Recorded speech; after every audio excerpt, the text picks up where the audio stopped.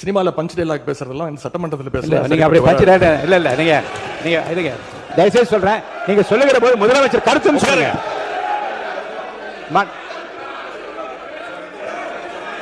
நீங்க இருக்க, நீங்க எங்க வரீங்க? நீங்க போங்க உள்ள இடத்துக்கு, நீங்க போங்க பதில், நீங்க போங்க முதல்ல. உட்காருங்க மாண்புமிகு உட்காருங்க, எல்லாம் உட்காருங்க. ஏற்கனவே என்னுடைய மூத்த சட்டமன்ற உறுப்பினர் உங்களுடைய கவனத்துக்கு எடுத்துட்டு வந்திருக்கிறாங்க. மீண்டும் நினைவுபடுத்த விரும்புகிறேன். இந்த அவையை நீங்கள் முடிந்த வரைக்கும் மிகச்சிறப்பாக எங்களை எல்லாம் வழிநடத்தி கொண்டு போகிறீர்கள். எங்களுக்கும் கேள்வி கேட்பதற்கான வாய்ப்பையும் கொடுக்குறீர்கள், முடிந்த அளவுக்கு கொடுக்குறீங்க. எங்களை விட அதிகமாக ஆளுங்கட்சி உறுப்பினர்களுக்கும் அமைச்சர்களுக்கும் வாய்ப்பை கொடுத்துக்கிட்டு இருக்கிறீங்க. எண்ணிக்கை அடிப்படையில் அவங்களுக்கு அதிகமாக கொடுக்குறேன். முடிந்தவரை ஒரு நாள் குறை சொல்ல கொடுத்துக்கிட்டு இருக்கீங்க. நான் இங்கே குறிப்பிட விரும்புவதெல்லாம் ஆளுங்கட்சியை சேர்ந்த உறுப்பினர்கள், அமைச்சர் பெருமக்கள் எங்களுக்கு பதில் சொல்லும்போது ஆதாரம் இல்லாமல் பல குற்றச்சாட்டுகளை வைக்கிறாங்க. ஆனால் நீங்கள் அதையெல்லாம் அவை குறிப்பிலிருந்து சரியாக நீக்கிடுறீங்க. இன்னும் சொல்ல போனால் சட்டமன்ற வரலாற்றிலே இதுதான் முதல் முறையாக எதிர்க்கட்சி உறுப்பினர்கள் பேசுவதை விட ஆளுங்கட்சி உறுப்பினர்கள், அமைச்சர் பெருமக்கள் பேசுவதையெல்லாம் நீங்கள் தான் முதலாக அவை குறிப்பிலிருந்து நிறைய எடுத்திருக்கிறீங்க. அந்த வரலாறு நீங்கள் படைச்சிருக்கிறீங்க. அதற்கு எங்களுடைய வாழ்த்துக்களை தெரிவிச்சுக்கிறோம். இப்போ இந்த அவை நிகழ்ச்சியெல்லாம் நீங்கள் லைவில் எல்லாமே போயிட்டுருக்கு. கேள்விகள் நாங்கள் கேட்டால் நாங்களே ஆச்சரியப்படுற அளவுக்கு, அதிசயப்படுற அளவுக்கு பதில்களையும் கொடுக்குறாங்க. கேள்வி கேட்டால் பதில் சொல்லலாம். இப்போ பாட்டெல்லாம் வேற பாட ஆரம்பிச்சிட்டிங்க. எங்களுக்கே சில நேரம் சட்டமன்றத்துக்கு வந்திருக்கோமா இல்லை இப்போ சூப்பர் சிங்கர் நிகழ்ச்சிக்கு வந்திருக்கோமா அப்படின்னு சந்தேகப்படுற அளவுக்கு இங்கே பாட்டு நிகழ்ச்சிகள்லாம் நடந்து கொண்டிருக்கிறது. நீங்கள் அவை குறிப்பிலேருந்து நீக்கிடுறீங்க. ஆனால் இதெல்லாம் நேரடி தொலைக்காட்சியில் போகும்போது இதெல்லாம் யூடியூப் சேனல்லையும் சோஷியல் மீடியாலையும் ரீல்ஸாக கட் செய்யப்பட்டு அதிகமாக ஷேர் செய்யப்படுகிறது. அதன் பிறகு நீங்கள் இதில் நீக்குவதிலே அர்த்தம் இல்லாமல் போய்விடுது. எனவே இதை மீண்டும் உங்களுடைய கவனத்திற்கு நான் கொண்டு வர விரும்புகிறேன். அதே மாதிரி இன்னொரு விஷயம், நேற்று முன்தினம் இந்த பேரவையிலே பேசின நம்முடைய முதலமைச்சர் அவர்கள் தன்னுடைய டேபிளில் 3 ஃபைல்ஸ் இருப்பதாகவும் அந்த ஃபைல்ஸை அவர் திறந்து பார்க்க வச்சிடாதீங்க அப்படிங்கிற தோணியில் எங்களுடைய அரசை குற்றம் சாட்டுகின்ற வகையில் குறிப்பிட்டு பேசியிருக்கிறாரு. அந்த ஃபைல்ஸை நாங்கள் கேட்டுக்கொள்வது, தயவு செய்து அவர் திறந்து பார்க்க வேண்டும், அதன் மீது அவர் ஆக்ஷன் எடுக்க வேண்டும். எதற்காக பயப்படுறீங்க? எதற்காக காலம் தாழ்த்துறீங்க? இதையே 3 மாசமாக சொல்லிட்டு இருக்கிறீங்க. ஜோசியக்காரர் சொன்னாதான் அந்த ஃபைல் திறந்து பார்ப்பீங்களா? நல்ல நேரம் அதை பார்த்துட்டு இருக்கீங்களா? மாண்புமிகு எதிர்க்கட்சி தலைவர்களுக்கு முதலமைச்சர் அன்றைக்கு பேசுகிற போது மாண்புமிகு பொதுப்பணித்துறை அமைச்சர் சொல்லுங்க. மாண்புமிகு பேரவைத் தலைவர்களே, நம்மளுடைய மூத்த உறுப்பினர் ஃபர்ஸ்ட் 2 நாளுக்கு முன்னாடி சொன்னாரு, நாங்கள் முதலமைச்சர் சொல்லும்போது நாங்கள் மிசாவையே பார்த்த இயக்கம்னு. நீங்க மிசாவையே பார்த்த இயக்கம் தான். ஆனால் மிசாவையே பார்த்த திமுக இயக்கத்தை தனி பெரும் கட்சியாக எங்களுடைய தலைவர் வெற்றி பெற்று இந்த தேர்தலில் தாவேக்கான என்னன்னு காமிச்சிருக்கோம். அதனால எங்களுக்கு எந்த பயமும் கிடையாது. எந்த பயம் கிடையாது. ஒவ்வொரு தலையிலும், முக்கியமாக நெடுஞ்சாலை துறையிலும் சரி, முக்கியமாக பொதுப்பணி சொல்லி வெள்ளை வேறிக்கை வெளியிட்டு முதலமைச்சருடைய அலுவலகத்தில் அந்த ஃபைல் இருக்கு. கண்டிப்பாக ஆதாரத்துடன் சட்டப்படியான நடவடிக்கை எடுக்கப்படுங்கிறதா முதலமைச்சர் சொல்ல வந்தது. இதை யாரும் அவர் சொன்ன அர்த்தம் அன்னைக்கு அவைக்கு அவர் வரல. அது அவருடைய ப்ராப்ளம். அது அவைக்கு வராத போது அவர் சொன்னார், மாண்புமிகு கொறடா சொன்னாரு, ஆதாரம் இருக்கா. நிதித்துறை அமைச்சர் பார்க்கும் பொழுது, அவர் கேட்கும் பொழுது, எங்க கிட்ட ஆதாரம் இருக்கு, அதை தகுந்த நேரத்தில் சட்டப்படியான நடவடிக்கை எடுக்கப்படும் சொன்னாருங்கிறத பதிவு பண்றேன். ஏன்னா அவர் எதிர்க்கட்சி தலைவர் எனக்கு வரல, அவர் அதனாலதான் பதிவு பண்ண. அதுக்கப்புறம் அவர் சொல்றாரு, போன 5 வருஷம் இவங்க என்ன ரீல்ஸ் விட்டாங்க, என்ன பாட்டு பண்ணாங்க, பாராளுமன்றத்திலே பதவி ஏற்கும் பொழுது எங்களுடைய எந்த கட்சி தலைவரையும் பத்தி உறுதிமொழி எடுக்கல. அவரை பத்தி பேசிதான் உறுதிமொழி எடுத்தாங்க. பாராளுமன்றத்திலேயே தமிழ்நாட்டுடைய புகழ் பெரியாரை பத்தியோ அண்ணாவை பத்தியோ பேசல.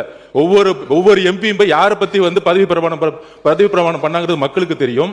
இந்த அவை உறுதியாக சொல்றோம், நீங்க 25 வருஷத்துக்கு மேல ஆட்சியில் இருக்கீங்க, ஏன் தைரியம் இருந்தா லைவ் போடல? நீங்க இது வரைக்கும் உங்ககிட்ட நேர்மையான வெளிப்படை தன்மையான சட்டமன்றத்தை நடத்தக்கூடிய தைரியம் திமுக இது வரைக்கும் இருந்தது இல்லை. முதல் முறையாக தமிழ்நாட்டு வரலாற்றிலேயே தமிழ்நாட்டுடைய மக்களாட்சியை நிலைநாட்டி, ஜனநாயகத்தை நிலைநாட்டி, நாங்கள் தவறு செய்தால் நீங்கள் சொல்லுங்கள் சொல்லக்கூடிய சபாநாயகையும் ஒரு ஆட்சியும் எங்களுடைய முதலமைச்சர் மக்களுடைய ஜனநாயகத்தை காப்பாற்றுவதற்காக லைவ் மக்கள் முன் தெரியுமா விட்டுருக்கார். அதை நாங்கள் பதிவு பண்றோம். ஏன் நீங்க ஏன் லைவ் இல்ல? 2021 உங்களுடைய தேர்தல் அறிக்கை என்ன இருந்துச்சு? 2021 திமுகவுடைய தேர்தல் அறிக்கையில் சட்டமன்றத்தை லைவ்ல கொண்டு வரணும் சொன்னீங்களே, ஏன் செய்யல? லைவ் உண்மையாகவே தமிழ்நாடுல முதல்ல தைரியமாக எங்கள் தலைவர் தான் லைவ் வந்து அனுமதிச்சிருக்கிறார் என்பது இந்த நேரத்தில் தெரிவிச்சு. மாண்புமிகு எதிர்க்கட்சி தலைவர் அவர்கள் வந்து பேசுகிற போது சூப்பர் சிங்கர் ஆகிவிட்டது எனக்கு இந்த சட்டசபை என்று சொல்வது கொஞ்சம் நீங்கள், ஏன்னா கருத்துக்களை சொல்லுகிற போது பாட்டு பாட விரும்புகின்றவர்கள் அந்த கருத்தை ஒட்டி பாடுவதில் எந்த தவறு இருப்பதாக தெரியவில்லை. அது வந்து அது சூப்பர் சிங்கர் என்கிற அந்த வார்த்தை அவசியமா என்று. இன்னொன்று, மாண்புமிகு முதலமைச்சருங்களேன் உட்காந்துக்கோங்க. மாண்புமிகு முதலமைச்சரை பற்றி நீங்கள் சொல்லுகிற போது ஜோசியக்காரரை கேட்டு செய்கிறேன் என்று கேட்கின்றீர்கள். ஏனென்றால் மாண்புமிகு முதலமைச்சர் அவர்களை பொறுத்த வரைக்கும் ஏற்கனவே பதிவு செய்யப்பட்டிருக்கிறது. எத்தனை மணிக்கு வருகிறார், எவ்வளவு நேரம் பணிபுரிகிறார், எப்படி கோப்புகளை பார்க்கிறார் என்றாலும் மாண்பு அமைச்சர் பெருமக்கள் ஏற்கனவே பதில் சொல்லியிருக்கிறார்கள். இதில் நீங்கள் வந்து யாரை அவர் கன்சல்ட் செய்கிறார் என்றால், யாரையும் கன்சல்ட் செய்யாமலே சுயமாகவே தன்னுடைய அறிவாற்றலால் முடிவெடுக்கிற திறமை அவருக்கு இருக்கிறது என்பதை 3 மாத காலத்தில் எல்லாரும் பார்த்து கொண்டிருக்கிறார்கள். இன்னொன்று, கோப்புகள் தயாராக இருக்கிறது என்றால் அவருடைய ஆய்வில் இருக்கிறது என்று அர்த்தம். எந்த நேரத்தில் எந்த நடவடிக்கை எடுக்க வேண்டும் என்பதை பற்றி மாண்புமிகு முதலமைச்சர் இன் consultation with honourable ministers of the department அந்தந்த துறை சார்ந்த அமைச்சரோடு கலந்து ஆலோசித்து முன்னாலே வைக்கிற கோப்புகளை முழுவதுமாக நான் ஆராய்ந்து கொண்டு இருக்கிறேன் என்று தான் சொன்னாரே தவிர அதை எடுக்க வேண்டும் நீங்கள் ஒரு சேலஞ்சாக எடுத்து அதை ஒரு சவாலாக அதை உட்காருங்க பதில் சொல்ல வேணாம். மாண்பு உறுப்பினர் ஆஸ்டின் உட்காருங்க. அதை ஒரு சேலஞ்சாக நீங்கள் வந்து ஒரு சவால் விடுப்பது போல் அதை எடுத்துக்கொள்ளக்கூடாது என்று நான் உங்களை கேட்டுக்கொள்ள. மாண்பு எதிர்க்கட்சி தலைவர் பேசலாம். பேரவைத் தலைவர், மாண்புமிகு சட்டத்துறை அமைச்சர் சொல்லுங்க. மாண்புமிகு பேரவைத் தலைவர் அவர்களே, மாண்புமிகு பேரவைத் தலைவர் அவர்களே, ஜோசியம்னு சொன்னாரு. ஜோசியம் பார்த்து மஞ்சள் துண்டு போட்டதெல்லாம் ஆல்ரெடி தமிழ்நாடு பார்த்துருச்சு. ஜோசியம் பார்த்து மஞ்சள் துண்டு போட்டதெல்லாம் தமிழ்நாடு ஆல்ரெடி பார்த்துருச்சு. அதனால எதை செய்தாலும் வெளிப்படையாக எந்த ஒளிவனைகளும் செய்ய தெரியும், எதை எப்போ எடுக்கணும் என்னன்னு தெரியும். எல்லா துறைகளிலும் எப்பெல்லாம் சட்டப்பூர்வமான நடவடிக்கை எடுக்கப்பட்டு வருது எல்லா துறையிலும் எடுத்துட்டு வருது. எல்லா துறைகளிலும் அந்தந்த துறையில எங்கெங்கெல்லாம் வந்து வயலேஷன் இருக்கோ, எங்கெங்கெல்லாம் விதிமீறல் இருக்கோ, அதுக்கான சட்டப்பூர்வம் நடக்கிற வழக்குகள்லாம் பதிவு செய்யப்பட்டு தான் வருது. அதனால நாங்க ஏற்கனவே இந்த ஜோசியம் பார்த்து மஞ்சள் துண்டி பார்த்துட்டோம், எல்லாரையும் பார்த்துட்டோம். ரொம்ப எதிர்க்கட்சி தலைவர் அவர்கள், பேரவைத் தலைவர் அவர்களே, எதிர்க்கட்சி தலைவர் பேசும்போது நீங்க அவள் கட்சியை சார்ந்த ஒரு உட்காருங்க. அவங்க பேசுறாங்கல்ல எதிர்க்கட்சி தலைவர். பேரவைத் தலைவர்களே, இதைத்தான் நான் குறிப்பிட்டேன். நாங்கள் ஒரு கேள்வி கேட்டால் நாங்களே ஆச்சரியப்படுறவர்களுக்கு, நாங்களே அதிசயப்படுற அளவுக்கு நீங்கள் ஒரு பதிலை சொல்கிறீங்கிறது இதுதான் நான் சொன்னேன். அதன் பிறகு ஜோசியக்காரன் அப்படின்னு சொல்கிறது தவறுன்னு சொல்கிறீங்க. நீங்கள் ஜோசியக்காரன்னு அப்பாயின்மெண்ட்டு நீக்கியிருக்கீங்க. ஜோசியங்கிற வார்த்தை ஒன்றும் ஜோசியக்காரங்கிறது தப்பான வார்த்தை கிடையாது.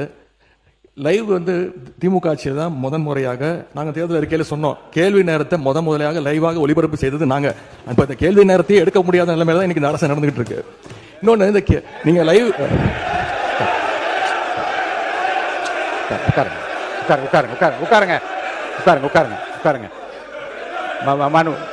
உட்காருங்க. நீங்க எதிர்க்கட்சி தலைவர் வந்து கேள்வி நேரத்தை எடுக்க முடியாத நிலைமை அரசு இருக்கு என்பதை நான் வந்து அதை ஏற்றுக்கொள்ள முடியாது. என்றால் ஏற்கனவே வந்து நடக்கின்ற எல்லாவற்றையும் வெளியரங்கமாக உங்களுக்கு தெரியும். எத்தனை கேள்வி அனுப்பியிருக்கிறோம், எத்தனை பதில் வந்திருக்கிறது. அந்த கேள்வி நேரத்தை நடத்த முடியாத நேரத்திலும் மாண்பு உறுப்பினர்களை 55 விதியின் கீழ் கொடுக்கப்பட்டிருக்கிற தீர்மானங்களை எல்லாம் இங்கே கேள்விகளாக கேட்டு கூட பதில் பெற முடியுமா என்று பார்க்கின்ற முறை இங்கே கடைபிடித்து வருகின்றோம். எனவே கேள்விகளை பெறுவதில் கால தாமதம் இருந்தாலும் கூட இப்போது பதில் வரப்பெற்றிருக்கு. நேற்று முன்தினம் கூட அறிவித்திருக்கிறேன். 10 கேள்விகளுக்கு பதிலாக 5 கேள்விகளாக எடுத்துக்கொள்கிறோம் என்று நான் அறிவித்திருக்கிறேன். எனவே எடுக்கப்படவில்லை. நீங்கள் சொல்வதெல்லாம் நான் ஒத்துக்கிறேன். நான் உங்களை குறை சொல்லவே இல்லை. உங்களை நாங்கள் பாராட்டுகின்றோம். உங்களுக்கு ரொம்ப பொறுமையாக எல்லாரையும் ஹேண்டில் பண்ணுறீங்க. அதை பற்றி நாங்கள் கவலைப்படல. நேரலை நாங்கள் செய்யவில்லை அப்படின்னு சொன்னாங்க. சட்டமன்ற வரலாற்றிலே முதன்முறையாக நேரலை செஞ்சது திராவிட மாடல் அரசு, எங்களுடைய தலைவர் அவர்கள் தான்.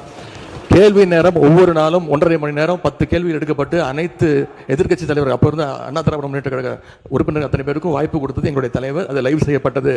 இப்போ நீங்க எல்லா நிகழ்ச்சியும் லைவ் பண்றீங்க. இந்த பிரச்சனையை தான் உங்ககிட்ட சொல்றேன். லைவ் பண்றதுனால என்னென்ன பிரச்சனைகள் வருது என்பதை உங்களோட கவனத்துக்கு கொண்டு வரேன். நீங்க அவை குறிப்பில் நீக்கிறேன் நீங்க நீக்கிட்டே இருக்கீங்க. ஆனா எல்லாமே அங்க வந்து ரீல்ஸாக மாற்றப்பட்டு அங்க போய் கொண்டிருக்கிறது. மாண்புமிகு எதிர்க்கட்சி தலைவர் இது குறித்து வெளியில இருக்கக்கூடிய நீங்க என்ன உங்க தலைவை கட்டுப்படுறீங்களா, நீங்க பிடிக்கிறீங்க? நீங்க எதுக்கு பேசுறீங்க? நீங்க ஏன் பேசுறீங்க? நீங்க மாண்புமிகு எதிர்க்கட்சி தலைவர் சொன்ன கருத்துக்கு ஏற்கனவே திராவிட முன்னேற்ற கழகத்தின் சார்பில் ஒரு மீடியா வந்து இங்கே நீக்கப்பட்டதை வைத்து அவர்கள் வந்து சித்திர வெளியிட்டுக் கொண்டிருக்கின்றார்கள். அதை பற்றி உரிமை குழுக்கு அனுப்ப வேண்டும் என்று ஒரு கடிதம் கூட நீங்கள் கொடுத்திருக்கின்றீர்கள். அப்படி நீக்கப்பட்ட பிரச்சனை குறித்து எந்தெந்த மீடியாவில் வந்திருக்கிறதோ நீங்கள் கவனத்துக்கு கொண்டு வாருங்கள். அவர் மீது உரிமை குழு நிச்சயமாக அனுப்பி நடக்க வேண்டும் இந்த அவையின் சார்பாக நான் தெரிவித்துக் கொள்கிறேன். அதன் பிறகு இந்த முதலமைச்சர் சொன்னது அந்த 3 ஃபைல்கள் இருக்கு. நான் எதுவும் சேலஞ்ச் எல்லாம் பண்ணல. நான் ஓப்பன் சேலஞ்சே பண்றேன். முதலமைச்சர் அவர்கள் தொடர்ந்து பார்க்கட்டும், யார் மீது நடவடிக்கை எடுக்க உண்மையாக குற்றச்சாட்டு ஆதாரத்தோடு இருந்தால் அவர் நடவடிக்கை எடுக்கட்டும். எனவே சினிமாவில் பஞ்ச் டைலாக் பேசுறதெல்லாம் இந்த சட்டமன்றத்தில் பேசலாம். நீங்க அப்படி பஞ்ச் டைலாக் இல்ல நீங்க நீங்க இதுங்க நான் என்ன சொல்றேன், இது நீங்க பேரவைத் தலைவர் அவர்கள் இல்ல மாண்பு பாருங்க கருத்து இல்ல கருத்து இல்ல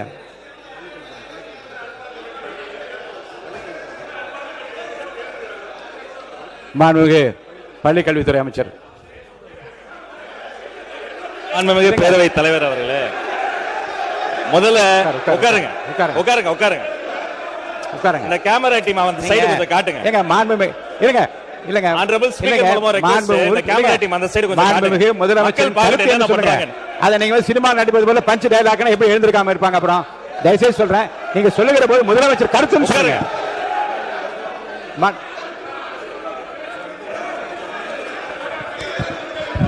உட்காருங்க உட்காருங்க. நீங்க நீங்க இருக்க நீங்க எங்க வரீங்க? நீங்க போங்க உள்ள இடத்துக்கு. நீங்க போங்க பதில் நீங்க போங்க முதல்ல. மாண்பு உறுப்பினர் கொஞ்சம் அமருங்க. எல்லாம் அமருங்க. எல்லாம் அமருங்க. இருங்க நீங்க அமருங்க. இருங்க அமருங்க. எல்லாம் அமருங்க. அமருங்க அமருங்க அமருங்க அமருங்க அமருங்க அமருங்க அமருங்க அமருங்க. மாண்பு உறுப்பினர் ஆமா கொஞ்சம் அமைதியா இருங்க. வாய்ப்பு தரேன். உட்காருங்க உட்காருங்க உட்காருங்க. மாண்புமிகு உட்காருங்க. எல்லாம் உட்காருங்க. எல்லாம் உட்காருங்க. நான் அவங்கள தான் பேச அனுமதிக்க போறேன். உட்காருங்க உட்காருங்கன்னு சொல்றேன். உட்காருங்க உட்காருங்க உட்காருங்க உட்காருங்க. முடிங்க. நீங்க பேசி முடிக்கட்டும். முடிக்கட்டும். நீங்க பதில் சொல்லலாம். உங்களுக்கு நான் பதில் சொல்ல அனுமதிக்கிறேன். உட்காருங்க. பேரவைத் தலைவர் வாயிலாக நான் கேட்டுக்கொள்வது, தயவு செய்து இந்த ஃபைல்ஸ் எல்லாம் சீக்கிரம் பிரிச்சு பாருங்க. ஏதாவது குற்றச்சாட்டு இருந்தா, அதில் ஆதாரம் இருந்தா, யாராக இருந்தாலும் அவர் மீது நடவடிக்கை எடுங்க. இந்த உருட்டல் மிரட்டலுக்கெல்லாம் திராவிட முன்னேற்ற கழக உறுப்பினர்கள் பயப்படுவதற்கான எங்களுக்கு தேவை கிடையாது. மாண்புமிகு உறுப்பினர்கள் இந்த சினிமா போல பஞ்ச் டயலாக் என்பதெல்லாம் அவைக்குழு நீக்கப்படுகிறது. கருத்துக்கு பள்ளிக்கூடத்தை அமைச்சர் பதில் சொல்லலாம். இப்போ மாண்புமிகு பேரவைத் தலைவர் அவர்களே, தமிழ்நாடு சட்டமன்றத்தில் நடக்கக்கூடியதெல்லாம் மக்களுக்கு தெரியணும். என்னென்ன யார் யாரு தொகுதி சார்ந்த பிரச்சனைகள் கேட்கறாங்க, அதுக்கு பதில் சொல்லணும். நேரலை தரும். நான் உங்க மூலமா ஒரு கோரிக்கை வைக்கிறேன். பேசுங்க. உங்க மூலமா ஒரு கோரிக்கை வைக்கிறேன். முதல் கோரிக்கை என்னன்னா, நம்மளுடைய கேமரா டீம் வந்து இந்த எதிர்க்கட்சி வரிசை வந்து தொடர்ச்சியா அப்படி கமெண்ட் அடிக்கிறது, உரிமையில பேசுறது, லாஸ்ட் பெஞ்ச்ல இருந்தா டாக்டர் குடுகுடுன்னு எஞ்சி நடுவில் ஓடி வருது, இதையும் சேர்த்து ஸ்பிளிட் ஸ்கிரீன்ல காட்டுங்க.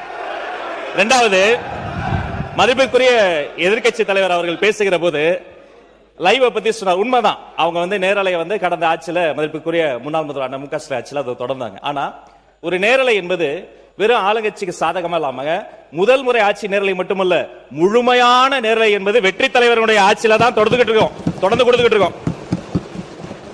மதிப்பிற்குரிய பேரவைத் தலைவர் அவர்கள் நெற்றிக்கண் திறப்பினும் குற்றம் குற்றமேனு நடுநிலையோடு ஒரு கட்சி இரு கட்சி இல்லாமல் அனைத்து கட்சி உறுப்பினர்களினுடைய குரலும், இந்த குரலற்றவர்களின் குரலாக இருக்கக்கூடிய அனைத்து கட்சிகளினுடைய குரலும் பதிவாக வேண்டும் என்பதற்காக சிறப்பாக செயல்பட்டு இருக்கீங்க.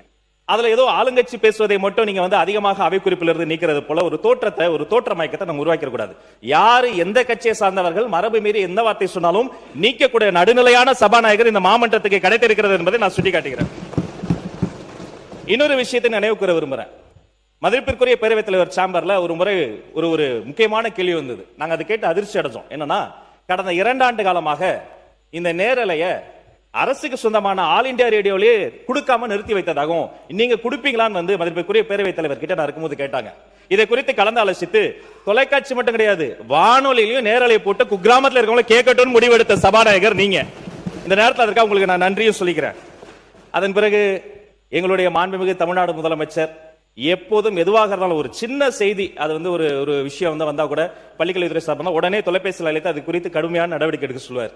இந்த மாமன்றத்தில் ஆல்ரெடி அந்த ஃபைல்ஸ் இருக்கிறதே ஒரு சுட்டி காமிச்சார். அந்த இஷ்யூவே நான் தான் எஞ்சி சொன்ன, அவர் ஆதாரத்தை எடுத்துட்டு போறாரு அப்படின்னு. இந்த நேரத்தில் அவர் சாதாரணமா இருந்தாலே அதெல்லாம் பண்ணாத போறாரு. மாண்புமிகு எதிர்க்கட்சி தலைவர் அவர்கள் காட்டுன்றாரு. அவருடைய கோரிக்கையை கட்டாயமாக முதல்வர் நிறைவேற்றுவார் என்பதையும் கூறிக்கொள்கிறேன்.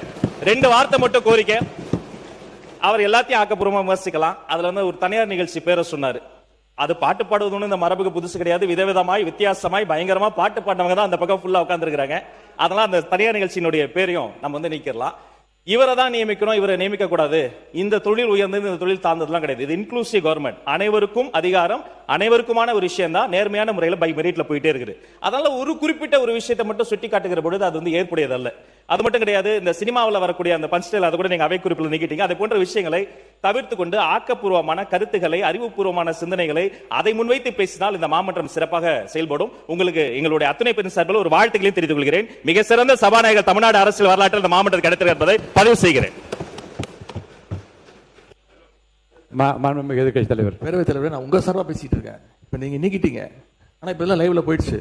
இப்ப அதுக்கு என்ன பண்ண போறீங்க? என்ன நடவடிக்கை எடுக்க போறீங்க? அதாவது லைவ் கொடுப்பது நாங்க எதிர்க்கவில்லை, நாங்கள் பாராட்டுகிறோம். லைவ் நீங்க கொடுத்திருக்கீங்க, நல்ல முயற்சி, நாங்க பாராட்டுறோம். ஆனா அதுல இருக்கக்கூடிய பிரச்சனைகளை இங்க நான் சொல்றேன். நீங்க அவை குறிப்பில் நீக்கிறீங்கன்னு சொல்றீங்க. நீங்க எவ்வளவு நீக்கினாலும் அந்த சோசியல் மீடியால ட்ரெண்ட் ஆகிட்டு இருக்கு, வைரலா போயிட்டு இருக்கு. அதான் உங்களுடைய கவனம். எதிர்க்கட்சி தலைவர் சொல்ல விரும்புகிற கருத்து வந்து, குற்றச்சாட்டுகளை எந்த பக்கத்திலிருந்து வைத்தாலும், அது முன்னாள் ஆண்டவர்களாக இருந்தாலும் சரி, இப்போது ஆள்கின்ற இறக்கில் இருந்தாலும், ஆதாரப்பூர்வமான கருத்துக்களை சொல்வதன் மூலமாகத்தான் இந்த சபையிலே சில குறைந்தபட்ச மாண்பினை நாம் காப்பாற்ற முடியும் என்பதையும் கருத்திலே கொண்டு, அப்படி ஆதாரம் இல்லாமல் சொல்கிற போது நான் உடனே நீக்க வேண்டும் என்பது ஒரு நியாயமான மரபு.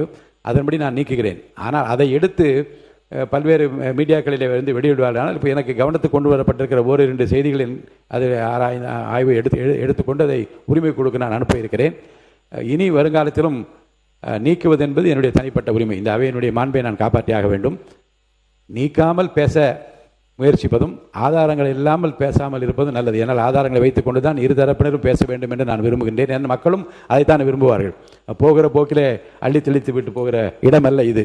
அது வெளி அரசியல் மேடைகளிலே பேசக்கூடிய பேச்சும் அல்ல இங்கே. இது இங்கே பேசுகிற போது நம்முடைய அவனுடைய கண்ணியத்தையும் காப்பாற்ற வேண்டும். இந்த தமிழ்நாட்டு மக்கள் எதை நம்பி இந்த பொறுப்பை நம்ம ஒப்படைத்து இங்கே அனுப்பியிருக்கின்றார்களோ அவருடைய எதிர்பார்ப்பை நிறைவேற்றுகிற விதத்தில் நம்முடைய பேச்சு அமைய வேண்டும்.